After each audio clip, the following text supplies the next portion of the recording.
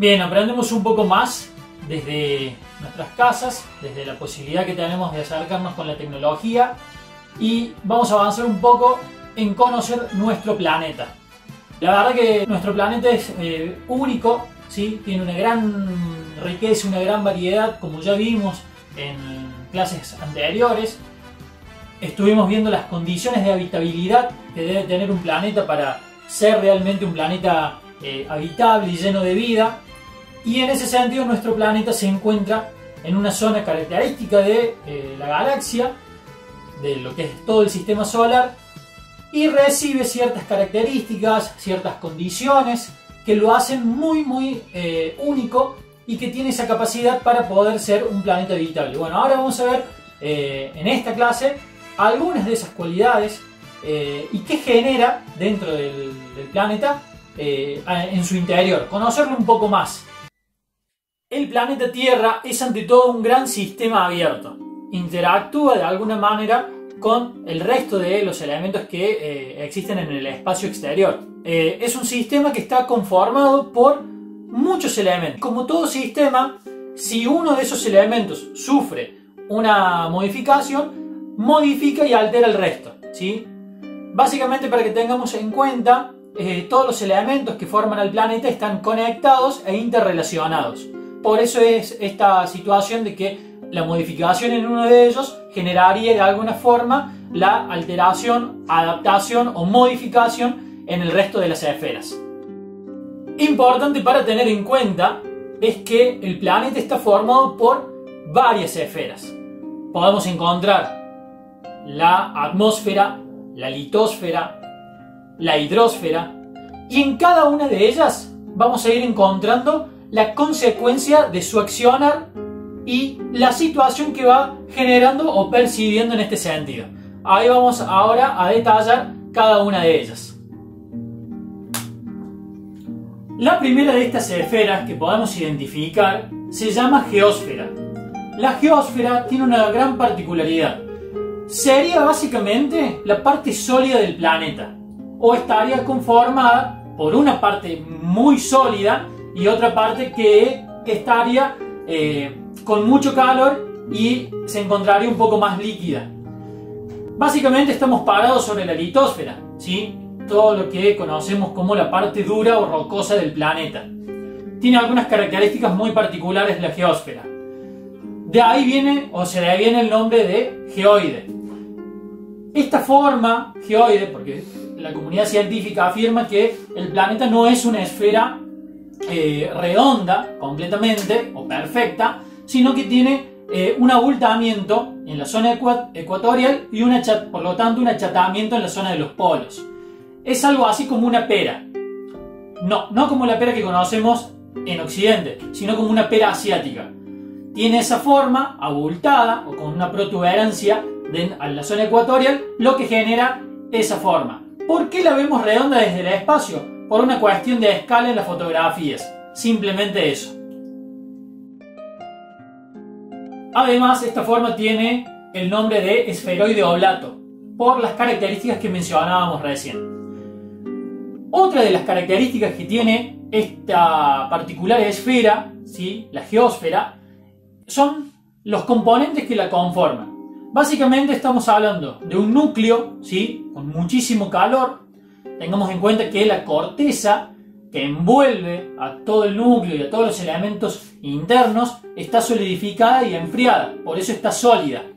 Pero tanto el núcleo como el manto inferior están de alguna manera calientes, ¿sí? Y esto se encuentra con materiales como el hierro, el níquel y el oro.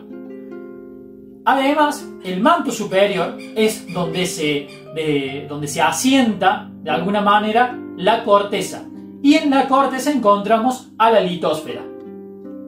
Dentro del manto vamos a encontrar todo lo que es el magma, ¿sí? Toda esta roca volcánica o esta roca que está en estado líquido y con una temperatura muy elevada. Siguiendo con esta información, vamos a conocer un poco más de la litosfera. La litosfera, como dijimos, está sobre lo que se considera la corteza terrestre y es la parte sólida o la parte más sólida y enfriada del planeta. dentro de esta litosfera que se mueve o que está sobre este manto superior, que es caliente, que es líquido, por el calor que ejerce el núcleo, se mueve. Y ahí vamos a encontrar también las placas tectónicas y los continentes. Las placas tectónicas son grandes fragmentos de la litosfera que están moviéndose y están de alguna manera navegando sobre este magma o sobre estas rocas calientes. Obviamente no estamos hablando de divisiones exactas, estamos hablando de medidas exactas. Cada una de estas capas están con mayor o menor medida en kilómetros. Las placas tectónicas se estén moviendo por el calor, por la dinámica. El planeta es dinámico, tiene un movimiento de rotación y un movimiento de traslación, pero en su interior también es dinámico por el calor que tiene encerrado, y ese calor hace que las rocas se puedan mover. Por eso las placas tectónicas se mueven, por eso se producen movimientos sísmicos, por eso de alguna manera a veces parte de la corteza o de la superficie terrestre de esa litosfera se parte y aflora este magma caliente que luego se va solidificando. Pero también genera otro movimiento que son las corrientes de convección, y esto produce, más allá del calor, también produce electricidad, que eso lo vamos a ver dentro de un ratito más adelante. Estas corrientes de convección hacen que el calor que impulsa el núcleo, ¿sí?, lleve el material hacia afuera, hacia la superficie, y si no aflora, vuelve hacia adentro, ¿sí?, generando este tipo de movimiento.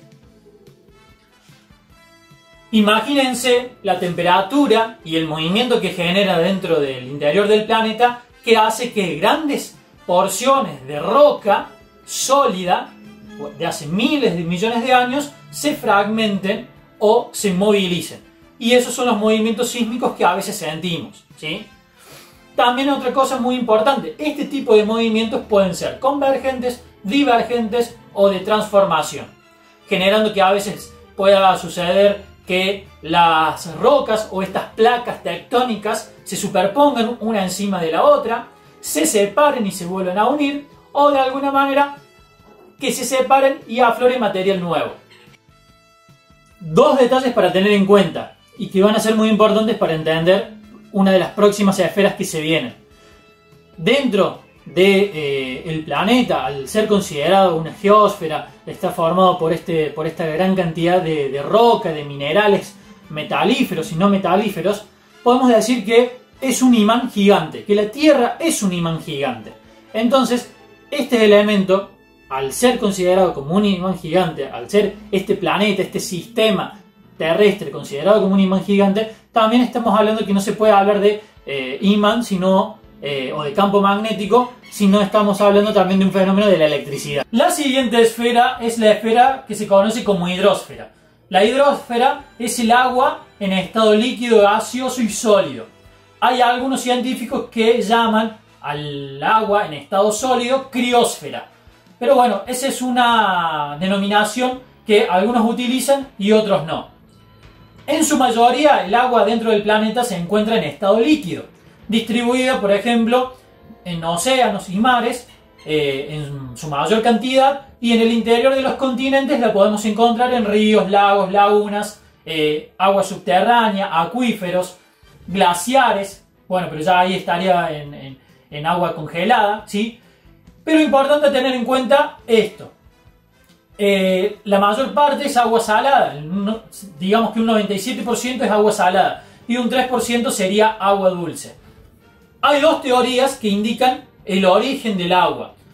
Una teoría volcánica que se refiere a la expulsión de elementos químicos, tanto como de el hidrógeno y el oxígeno desde el interior del planeta para la formación del agua dentro de la superficie de la misma. Y otra teoría que habla de la llegada del agua en estado sólido, en forma de hielo, en meteoritos hace miles de millones de años. Siempre van a escuchar que sin agua no hay vida, y realmente es así, pero también tenemos que tener en cuenta otros tipos de elementos. Más allá de necesitar el agua, que es fundamental y vital para el desarrollo de la vida, valga la redundancia, necesitamos también una atmósfera estable, y esa es la siguiente esfera. La atmósfera hace referencia a la capa de gases que envuelve al planeta. Está formada en un 78% por nitrógeno, un 21% de oxígeno. Además encontramos argón, también podemos encontrar dióxido de carbono, vapor de agua y muchos otros gases más.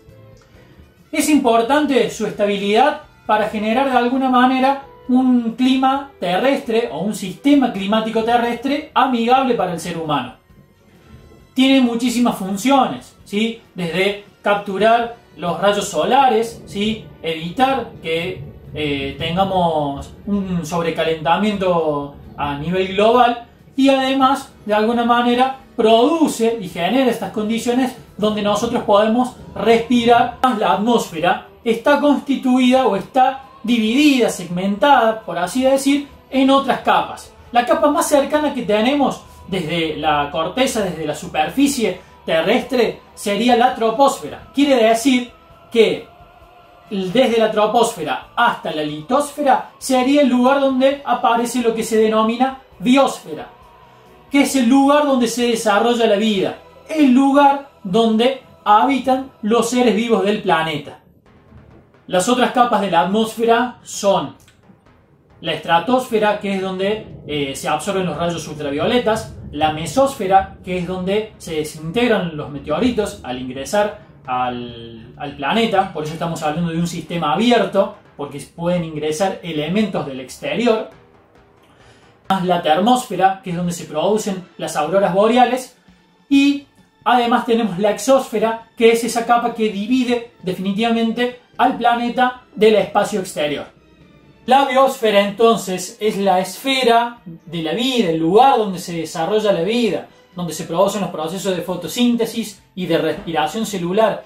Muy importante, de suma importancia para que toda la vida se desarrolle, la vida animal, la vida vegetal, los seres humanos, ¿sí? Todas las actividades que desarrollamos nosotros se desarrollan dentro de esa esfera. Muy importante y de vital importancia tener una atmósfera estable, un clima de alguna manera también estable, en condiciones donde sean amigables para el desarrollo de nuestras actividades y el desarrollo de la vida propiamente dicho. Ahora bien, existen ciertas situaciones que son también de suma importancia y necesarias para que se produzca el desarrollo de la vida. Una de ellas es lo que se conoce como efecto invernadero. El efecto invernadero es un fenómeno natural que se da a partir de la atmósfera. El hecho de que nosotros tengamos una atmósfera con una capacidad para retener ciertas partículas de los rayos solares, a nosotros nos beneficia para tener una temperatura media de unos 15 grados centígrados.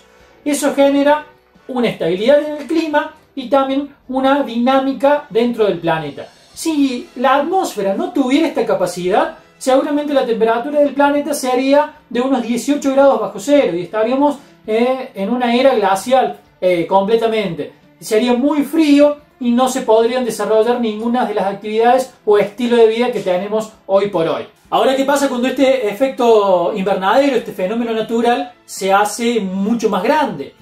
El hecho de que las actividades económicas que produce el hombre, que son actividades antrópicas, pueden generar una mayor retención y emisión de calor dentro del planeta, ¿sí? Elevando la temperatura, produciendo desastres naturales como incendios, ¿sí? Afectando el desarrollo de la vida y de alguna manera generando un mayor calentamiento global. El calentamiento global es un aumento de la temperatura media del planeta de manera constante, lo que genera que el planeta se vuelva más caliente y que esos 15 grados centígrados de estabilidad que necesita el planeta para albergar vida, de alguna manera se acrecenten mucho más y sea mucho más dañino e impactando negativamente en el resto de las esferas. Y finalmente, otro de los elementos que se pueden identificar es el cambio climático, ¿sí? Es el cambio dentro del clima, dentro de las condiciones climáticas y las condiciones físicas del planeta de manera continua también, que se produce o va de la mano con el calentamiento global. Consecuencias de estas situaciones que se generan son mayor incremento en la temperatura, mayor calor, deshielos en los polos, ¿sí? También podemos encontrar inundaciones que se generan, incendios, y también de alguna manera podemos encontrar desertificaciones y tormentas. Las tormentas en este sentido funcionarán como una válvula de escape, ¿sí? Tratar de expandir todo ese calor que se concentra dentro de la atmósfera y de alguna manera disiparlo y llevarle un poco más de estabilidad al clima. Este tipo de acciones dentro de la comunidad científica se producen y existen teorías que algunos la denominan teoría de Gaia. Es decir, que ven al planeta como un superorganismo viviente, como una entidad viviente, ¿sí? Donde nosotros funcionaríamos como una especie, dicen algunos, parasitaria. Entonces el planeta de alguna manera busca estabilizarse de manera dinámica para tratar de llevar equilibrio en las condiciones de desarrollo. Por último y no menos importante es lo que se considera como magnetosfera. Es este campo magnético que envuelve al planeta y que nos protege de las partículas de energía que vienen de los vientos solares, es decir, que vienen desde el Sol. Más allá de que la atmósfera también nos protege y absorbe radiación ultravioleta, como dijimos al principio, es muy importante que esta geósfera, esta litosfera, esta masa rocosa que es el planeta, produce corrientes eléctricas y también produce calor. Bueno, estas corrientes eléctricas de este gran imán que es el planeta, produce este campo magnético. Van a escuchar que el campo magnético se invierte, que los polos se invierten, pero eso sucede todo el tiempo y no hay una explicación del por qué pasa, ni tampoco hay evidencia que nos afecte del todo a los seres humanos. También es importante tener en cuenta que generalmente dentro del polo norte geográfico está la carga negativa, el polo negativo, y que en el polo sur geográfico estaría el polo positivo, generando que el campo magnético produzca estos escudos que salen del polo positivo e ingresan hacia el polo negativo, que sería en el norte geográfico, es decir, el hemisferio norte, no lo que está arriba. Recuerden que no decimos arriba y abajo, decimos hemisferio norte, hemisferio sur, norte, sur, ¿sí? Para las orientaciones.